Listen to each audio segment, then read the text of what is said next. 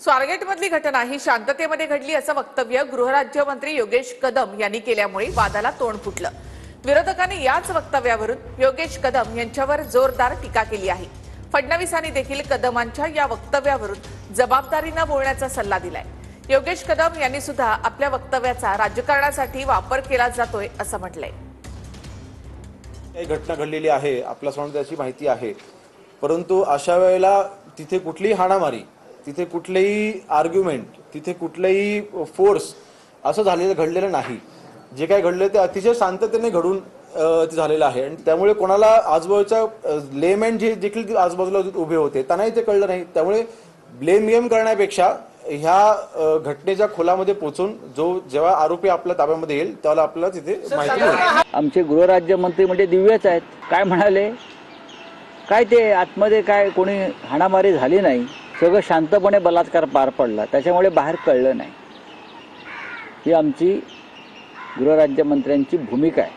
म्हणजे काय करायला पाहिजे, काय करायला पाहिजे, आणि तिने स्ट्रगल केलं नाही म्हटलं, हा त्यांचा शब्द आहे।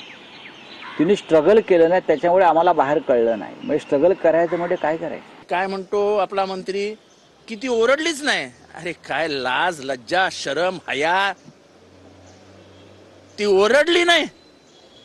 अरे काय तुला लाज वाटते की ना, तुला आया बहिणी आहेत की नाही। माझं ते वडिलांना सांगणं असेल, तुम्ही फार परिपक्व आहात, सांगा त्याला हे असं बोलायचं नसतं। अरे आता याला काही लाज लज्जा सगळीच काय विकली का या लोकांनी, ही गुंडाळून ठेवली आहे कमरेला, थोडी तरी ठेवा। मला असं वाटतं की योगेश कदम जे बोलले त्याला वेगळ्या पद्धतीनं घेतलं गेलं। मी त्यांना हा सल्ला देईल की अशा प्रकरणात बोलताना थोडं अधिक सेन्सिटिव्ह आपल्याला बोललं पाहिजे, कारण बोलताना काही चूक झाली तर त्याचा समाज मनावर एक वेगळ्या प्रकारचा परिणाम होतो। निश्चितपणे जेही मंत्री असतील किंवा लोकप्रतिनिधी असतील, अशा घटनांच्या संदर्भात बोलत असताना त्यांनी सेन्सिटिव्हली बोललं पाहिजे, असं सगळ्यांनाच माझा सल्ला असेल। ज्यावेळेला मी तिथे गेलो त्यावेळेस स्वारगेट हे काही कुठे एका कोपऱ्यामध्ये असं नाही, रहदारीचं ठिकाण आहे। अशा रहदारीच्या ठिकाणामध्ये आमच्या बहिणीवरती जर का अत्याचार होत असताना कोणी तिला वाचवलं का गेलं नाही, हा प्रश्न तिथे पोलिसांना विचारला की बाबा इतका सेन्सिटिव्ह हा विषय असताना तिथे पोलिसांनी जे मला सांगितलं तेच मी प्रेसमध्ये सांगितलं।